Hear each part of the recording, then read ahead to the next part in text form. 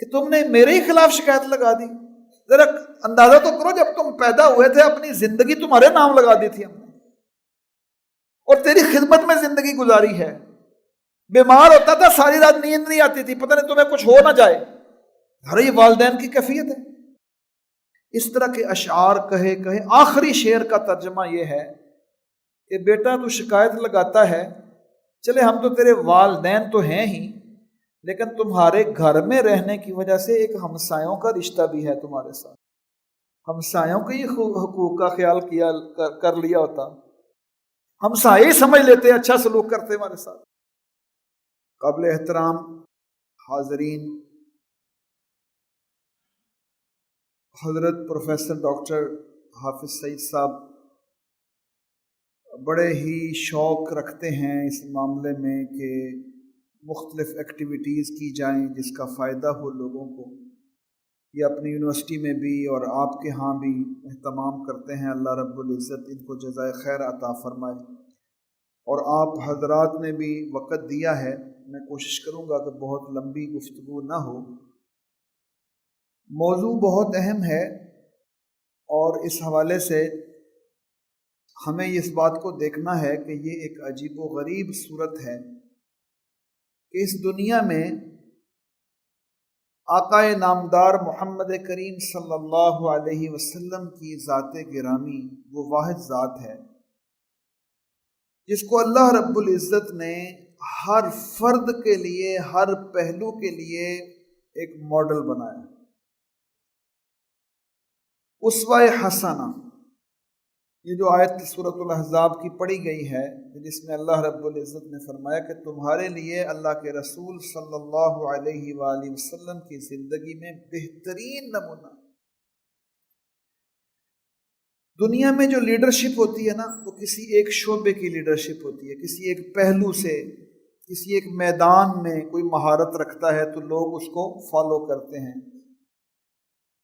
آقا نامدار محمد کریم صلی اللہ علیہ وسلم کی ذات گرامی ہر فرد کے لیے، ہر حیثیت کے لیے، ہر رول اور رسپانسبلٹی کے لیے ہمیں نظر آتا ہے کہ بہترین نمونہ۔ کوئی خاندان کا سربراہ ہے، کوئی سپہ سالار ہے، کوئی فاتح ہے، کوئی مشکل میں ہے، کوئی پریشانی میں ہے، کوئی آزمائش میں ہے، کوئی خوشی کے اندر ہے۔ آپ ذرا ایک لمحے کے لیے اندازہ کریں کہ کوئی بڑے سے بڑا غم ہو کسی کو، اور وہ بھی آقا نامدار محمد کریم صلی اللہ علیہ وسلم کی زندگی پر غور کرے گا تو اسے بہترین نمونہ ملے گا۔ کوئی بہت زیادہ خوشی ہو کسی کو تو وہ بھی دیکھے گا تو آقا نامدار محمد کریم صلی اللہ علیہ وسلم کی زندگی میں اسے نمونہ مل جائے گا۔ یہ اب اس واقعات کو دہرانے کی ضرورت نہیں، ہم اپنے موضوع پر رہیں گے انشاءاللہ۔ یہ جو خاندانی زندگی ہے، خاندانی نظام ہے، ذرا اس کو ایک حیثیت سے سمجھیے کہ اسلام جو ایک مثالی معاشرہ چاہتا ہے، جس کے لیے اللہ رب العزت نے قرآن نازل کیا ہے، رسول اللہ صلی اللہ علیہ وسلم کی پوری زندگی ہیں، احادیث مبارکہ ہیں، صحابہ کرام رضوان اللہ علیہ مجمعین کی زندگیاں ہیں، ایک سارا کل ہے۔ اس بڑے اسلامی نظام کے اندر جو بنیادی حیثیت حاصل ہے وہ خاندانی نظام کو ہے، اور خاندانی نظام کے اندر جو سب سے زیادہ اہمیت کی چیز ہے وہ والدین کا ادب و احترام، ایک نیوکلیس ہے۔ اگر آپ کسی خاندان کو ایسا خاندان بنا دیں جس میں حقیقی اعتبار سے والدین کا ادب و احترام ہوتا ہو، تو آپ یہ سمجھ لیں کہ ایک مثالی خاندان وجود پا جائے گا۔ اور اگر ایک مثالی خاندان وجود پا جائے گا تو سمجھ لیں کہ ایک مثالی اسلامی معاشرہ وجود میں پا جائے گا۔ اور جب اسلامی معاشرہ وجود پا جائے گا تو خود بخود ایک ملت اسلامیہ اور امت مسلمہ کا وہ جو تصور ہے وہ اسی کے ساتھ اٹیچ ہو۔ خیر، اس کے ہم اگر مائکرو لیول پر جائیں گے تو خاندانی نظام سے بھی پہلے ایک فرد کی اہمیت ہوتی ہے، اور فرد آپس میں تعلق رکھتے ہیں، تعلق بناتے ہیں، کچھ ذمہ داریوں کے ساتھ پھر خاندان بنتا ہے. تو یہ ایک پوری فطری ترتیب ہے. اسلام کے اندر جو بنیادی بات سمجھائی گئی ہے کہ خاندانی نظام کیسے وجود پاتا ہے کہ دو افراد ہوتے ہیں، ایک مرد اور ایک عورت، ان کے درمیان ایک رشتہ قائم کیا جاتا ہے جس کو ہم نکاح کہتے ہیں، اور اس نکاح کے رشتے کے ساتھ ایک خاندان وجود پاتا ہے. اور وہ خاندان جو ہوتا ہے، اللہ رب العزت نے یہ بات ارشاد فرمائی ہے کہ وہ جو خاندان وجود پائے گا اس کے تعلق میں کچھ ذمہ داریاں ہوں گی دونوں طرف، جن کو ادا کرنے کا ایک عہد ہے، وعدہ ہے، جس کو ہم عقد نکاح کہتے ہیں. یہ اصل میں ایک ایگریمنٹ ہے، ایک پیکٹ ہو رہا ہے دو افراد کے درمیان. اور اس موقع پر آقا علیہ الصلوۃ والسلام جو آیات کریمہ اور حدیث مبارکہ تلاوت فرماتے تھے، اس میں بنیادی بات یہ کی جاتی تھی کہ دیکھو لوگوں، تقوی کا خیال رکھنا. یا ایھا الناس اتقوا ربکم الذی خلقکم من نفس واحدہ یا ایھا الذین آمنوا اتقوا اللہ حق تقاتہ. اور اسی طرح دیگر جو مسنون آیات ہیں نکاح کے موقع پر، اس میں بنیادی تعلیم تقوی کی ہے. حضرات، ہم یہ سمجھ لیں آگے بڑھنے سے پہلے کہ تقوی کیا ہوتا ہے. تقوی صرف ڈرنے کا نام نہیں ہے، نہ صرف تقوی محبت کا نام ہے، نہ صرف تقوی عبادت گزار ہونے کا نام ہے. تقوی نام ہے اس نیت اور ارادے کا کہ زندگی میری اللہ اور اس کے رسول صلی اللہ علیہ وسلم کے حکم کے مطابق گزرے گی. اس کا نام تقوی ہے. اور اسی کی وصیت آقا علیہ الصلوۃ والسلام خاندان کی تشکیل کے وقت فرماتے تھے. اب ذرا آگے بڑھیں. قرآن پاک میں 5 مقامات ایسے ہیں جس میں اللہ رب العزت نے اپنے ذکر کے بعد والدین کے ادب و احترام کا حکم دیا ہے. اس میں سے صرف ایک مقام جس پر آج تھوڑی دیر میں بات کر لیں گے انشاءاللہ. وَقَضَىٰ رَبُّكَ أَلَّا تَعْبُدُوا إِلَّا إِيَّاهُ وَبِالْوَالِدَيْنِ إِحْسَانًا. یہ سورہ بنی اسرائیل ہے، اس کی آیت نمبر 23 ہے. اور یہ آیات نازل ہوئی ہیں رسول اللہ صلی اللہ علیہ وسلم جب معراج کے سفر سے واپس تشریف لاتے ہیں، اس موقع پر یہ آیات نازل ہوئی. اور یہ جو قرآن پاک کا حصہ ہے سورہ بنی اسرائیل والا 23 سے 40 نمبر آیات تک، اس میں وہ بنیادی اصول ہیں جن کی بنیاد پر اسلام کا معاشرہ بنے گا، اسلام کی ریاست قائم ہوگی. کیونکہ 1 سال بعد مدینے کی ریاست قائم ہوتی ہے، اور اس کی بنیاد یہ والے نکات ہیں جو ان آیات میں بیان ہو گئے. اور اس میں سب سے پہلا نقطہ بیان ہوا کہ تیرے رب کا فیصلہ یہ ہے کہ بندگی صرف اس کی جائے گی. یاد رکھ لیجئے، حضرت سیدنا آدم علیہ الصلوۃ والسلام سے لے کر آقائے نامدار محمد کریم، سب مل کر محبت سے پڑھیں صلی اللہ علیہ وآلہ وسلم. سب نبیوں اور رسولوں نے سب سے پہلی بات جو انسانوں کو سمجھائی ہے وہ بندگی رب کی ہے. حاکمیت اعلیٰ اللہ کے پاس ہے اور حکم اس کا چلنا ہے. ان الحکم الا للہ امر اللہ تعبدوا الا ایاہ.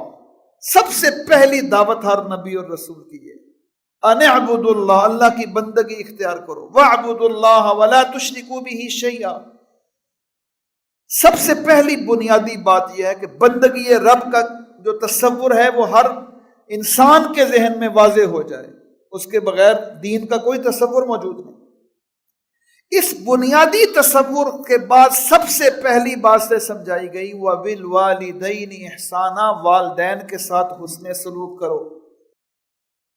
اور میں نے عرض کیا 5 مقامات ہیں قرآن پاک میں اللہ کی بندگی کے فوراً بعد والدین کا ذکر، اس بات کی اہمیت دلانے کے لیے کہ لوگوں، اسلام کے خاندانی نظام میں والدین کو مرکزی اہمیت حاصل ہے.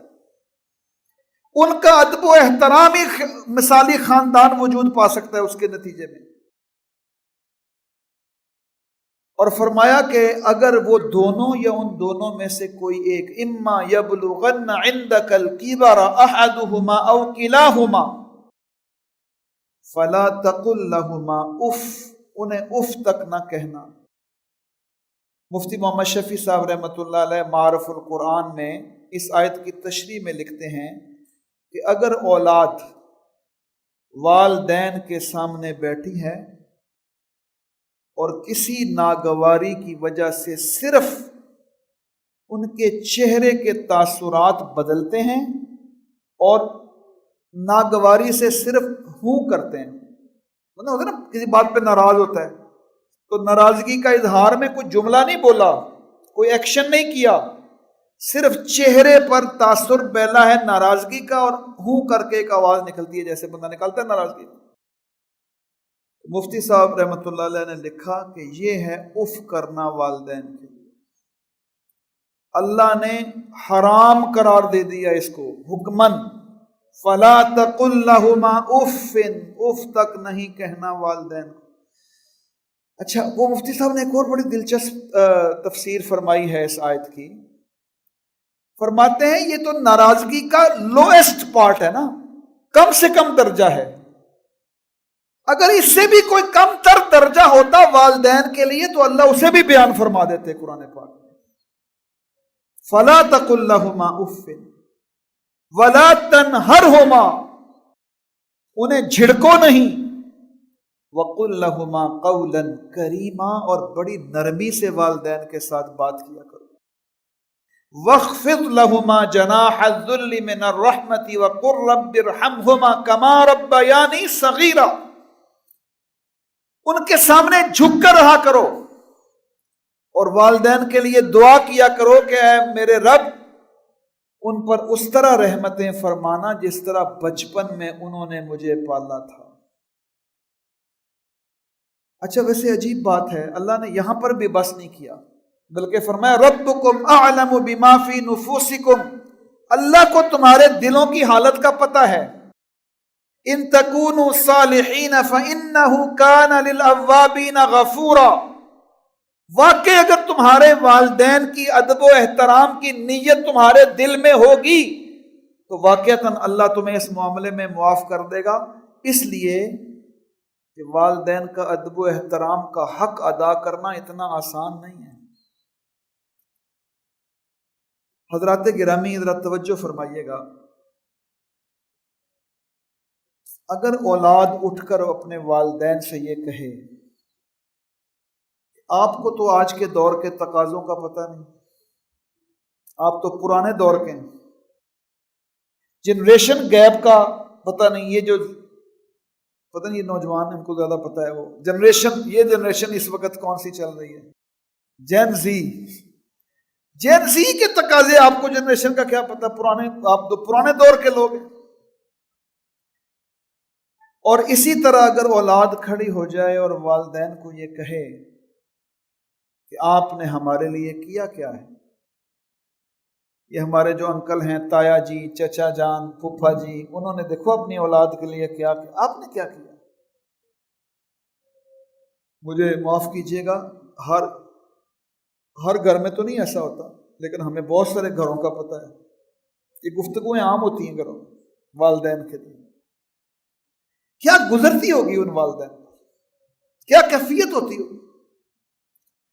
اور تیزی سے جس طرف ہم جا رہے ہیں، اب والدین ڈرتے ہیں اپنی اولاد سے بات کرتے ہوئے کہ ناراض ہو جائے گی، کوئی پرابلم ہو جائے گا، تکلیف پہنچے گی، ڈرتے ہیں والدین اولاد سے بات کرتے ہوئے، سوچ کے بات کرتے ہیں ری ایکشن کیا کرے گی اولاد، یہ کس کیفیت کے اندر جا رہے ہیں، اور اس کیفیت کے اندر ہم سمجھیں کہ ایک مثالی اسلامی خاندان بن جائے گا، اس کا تصور ہی ممکن ہے۔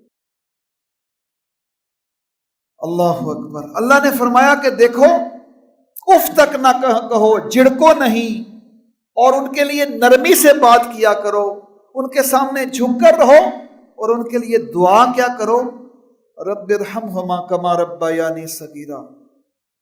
ذرا غور کریں، آپ کی توجہ کے لیے میں انشاءاللہ اگلے 10 منٹ کے اندر اپنی ساری بات مکمل کر دوں گا۔ ایک واقعہ سنانا ہے آپ کو، بڑا اہم سیرت کا واقعہ۔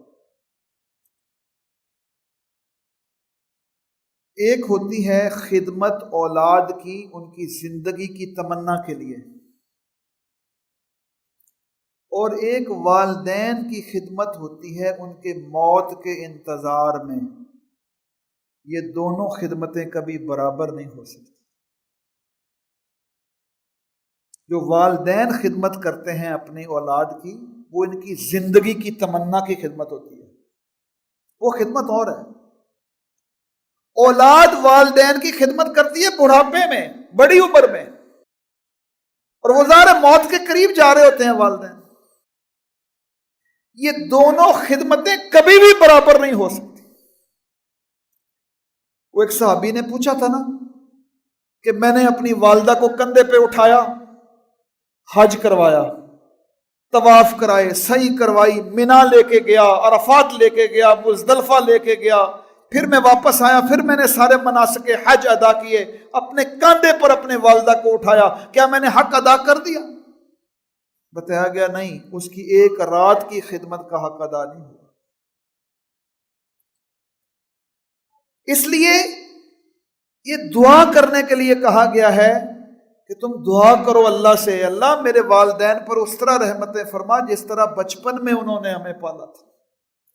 اور آقا علیہ الصلوۃ والسلام نے یہ تعلیم دی ہے کہ اذا مات الانسان انقطع عنہ عمله الا من ثلاث، بندہ مر جاتا ہے، عمل منقطع ہو جاتے ہیں، لیکن جو 3 عمل باقی رہتے ہیں ان میں ایک عمل کیا ہے؟ ولد صالح یدعو له، کہ نیک اولاد اگر والدین کے لیے دعا کرے تو والدین کے نامہ اعمال میں نیکی ایسے لکھی جاتی ہے جیسے انہوں نے اپنے ہاتھ سے کی ہو۔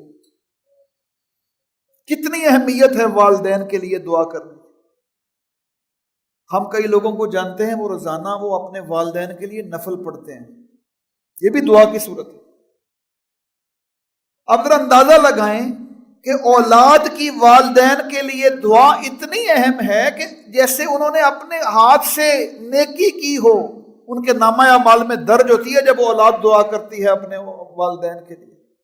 اللہ کا حکم ہے قرآن میں، رب ارحمہما کما ربیانی صغیرا۔ باتیں تو اس ضمن میں بہت ساری ہیں، واقعات بھی ہیں، لیکن ایک نبوی دور کا واقعہ ہوا ہے، اس سے یہ سارا مضمون کلیئر ہو جاتا ہے۔ ایک بوڑھے صحابی تھے، بہت ہی ضعیف، وہ رسول اللہ صلی اللہ علیہ وسلم کی خدمت میں حاضر ہوئے اور انہوں نے آ کر اپنے بیٹے کی شکایت لگائی، بلکہ تھوڑا سا کام الٹا ہو گیا، سوری۔ بیٹا آتا ہے حضور کی خدمت میں اور اپنے بوڑھے والد کی شکایت لگاتا ہے، اور شکایت پتہ کیا لگاتا ہے؟ یہ میرا بوڑھا باپ جو ہے نا، وہ میری اجازت کے بغیر میرا مال استعمال کر رہا ہے۔ یہ شکایت ہے کس کے خلاف؟ اپنے والد کے خلاف۔ بوڑھے والد ہے، اکلوتی اولاد ہے، اکلوتا بچہ ہے، اور کوئی اولاد بھی نہیں۔ اب جب اس نے یہ شکایت لگائی کہ میرے والد میری اجازت کے بغیر میرا مال استعمال کرتے ہیں اور یہ بڑی زیادتی ہے، ان کو منع کریں۔ اب کچھ اور لوگوں نے ظاہر بات سن لی، جا کر باپ کو بتا دیا۔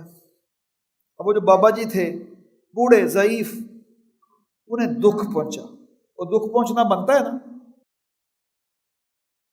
دکھ پہنچا، تکلیف ہوئی، پریشان ہوئے، وہ منظر یاد کرنے لگے جب یہ اولاد نہیں ہو رہی تھی، دعائیں کی تھیں بچہ پیدا ہو جائے، اور بچہ اللہ نے دے دیا۔ پھر جب وہ بیمار ہوتا تھا تو پریشانی ہوتی تھی، اس کے مسائل حل کرنے میں پریشانی ہوتی تھی۔ وہ بابا جی نا پریشانی میں انہوں نے، جیسے عربوں کی یہ تھی روایت کہ شعر و شاعری کہتے تھے، ان کے دل میں کچھ اشعار آئے، بولے نہیں زبان سے، دل میں کہے، اس غم میں کہ میرا بیٹے کیا ہو گیا تمہیں کہ تم نے میرے ہی خلاف شکایت لگا دی؟ ذرا اندازہ تو کرو، جب تم پیدا ہوئے تھے اپنی زندگی تمہارے نام لگا دی تھی ہم نے، اور تیری خدمت میں زندگی گزاری ہے۔ بیمار ہوتا تھا، ساری رات نیند نہیں آتی تھی، پتہ نہیں تمہیں کچھ ہو نہ جائے۔ ارے یہ والدین کی کیفیت ہے۔ اس طرح کے اشعار کہے کہے آخری شعر کا ترجمہ یہ ہے کہ بیٹا تو شکایت لگاتا ہے، چلے ہم تو تیرے والدین تو ہیں ہی، لیکن تمہارے گھر میں رہنے کی وجہ سے ایک ہمسایوں کا رشتہ بھی ہے تمہارے ساتھ، ہمسایوں کے ہی حقوق کا خیال کر لیا ہوتا، ہمسائے سمجھ لیتے اچھا سلوک کرتے ہمارے ساتھ۔ جب انہوں نے یہ شعر کہے اور میں نے عرض کیا آپ سے کہ زبان سے ابھی نہیں بولے، دل میں کہیں، سوچے ہیں اشعار، تو ان اشعار نے اللہ کے عرش کو ہلا کے رکھا۔ سیدنا جبرائیل علیہ الصلوۃ والسلام تشریف لائے، یا رسول اللہ، اللہ کا حکم ہے اس بچے کو بلائیں، ان کے والد گرامی کو بھی بلائیں، اور مسئلہ سننے سے پہلے اس بزرگ کو کہیں کہ وہ اشعار سنائے۔ اور وہ اس نے تو بولے نہیں نا، زبان سے تو کہی نہیں۔ ایسا ہی ہوا، آقا علیہ الصلوۃ والسلام نے بلایا اس بیٹے کو، اس کے والد گرامی کو، صحابہ بھی کچھ جمع ہو گئے، اور جب حضور علیہ الصلوۃ والسلام نے بات ہی یہاں سے شروع کی کہ آپ پہلے وہ اشعار سنائیں جو آپ نے دل میں سوچے، تو انہوں نے تو کسی سے ذکر ہی نہیں کیا تھا۔ حیران پریشان ہوئے، فرمانے لگے یا رسول اللہ صلی اللہ علیہ وسلم، یہ بات آپ نہ بھی فرماتے نا تو میں ایمان رکھتا ہوں کہ آپ اللہ کے سچے رسول ہیں، مجھے ایمان ہے، لیکن یا رسول اللہ یہ کیا، یہ کیسے ہو گیا، میں نے تو کسی کو نہیں بتایا۔ فرمایا اللہ کا حکم۔ اب وہ بابا جی نے وہ اشعار پڑھے عربی میں، صحابہ نے محفوظ کر لیے، مفسرین نے بھی محفوظ کر لیے ہیں، تفسیر میں اسی آیت کی تفسیر میں موجود ہے، معرف القرآن میں یہ اشعار عربی میں لکھے ہوئے ہیں، ترجمہ لکھا ہوا ہے۔ اب بابا جی وہ شعر سنا رہے تھے، میں نے شعروں کا خلاصہ پہلے آپ کے سامنے عرض کر دیا ہے۔ وہ شعر پڑھ رہے تھے، لوگ سن رہے تھے، آقا علیہ الصلوۃ والسلام کی آنکھوں سے آنسو جاری ہوئے، آنسو جاری ہیں، وہ اشعار مکمل ہوئے، حضور علیہ الصلوۃ والسلام کی آنکھوں میں آنسو ہیں، بیٹے کو مخاطب ہوتے ہیں اور اس کیس کا فیصلہ کر دیتے۔ کیس کیا تھا بھلا، کسی کو یاد ہے؟ بھول تو نہیں گئے؟ کیا کیس تھا؟ میرا مال میری اجازت کے بغیر استعمال کر۔ حضور علیہ الصلوۃ والسلام نے بیٹے کو مخاطب کیا، 3 دفعہ یہ الفاظ بولے، انت و مالک لابیک، تو بھی اپنے باپ کی ملکیت ہے، تیرا سارا مال بھی تیرے باپ کی ملکیت۔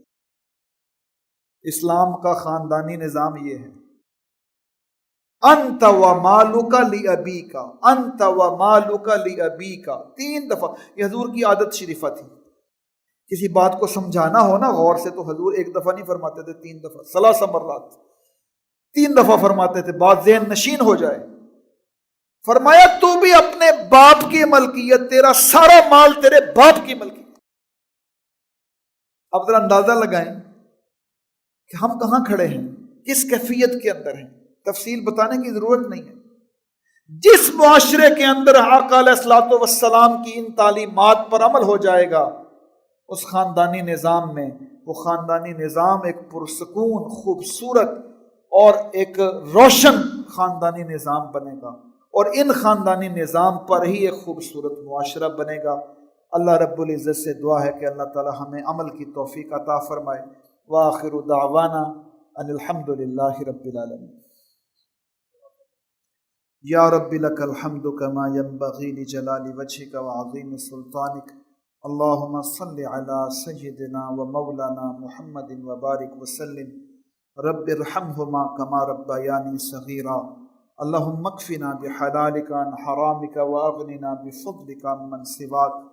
اے اللہ ہم نے جو کچھ کہا سنا اس پر عمل کی توفیق عطا فرما۔ اے اللہ ہمیں آقا علیہ الصلوۃ والسلام کی زندگی سے ہر چیز سیکھنے کی، سمجھنے کی اور عمل کرنے کی توفیق عطا فرما۔ اے اللہ یہ جو خوبصورت مجلس برپا کی گئی، اللہ ان کو سوچنے والے، اس پر عمل کرنے والے، اس کے شرکاء، ان سب کے اندر اللہ اپنی رحمتیں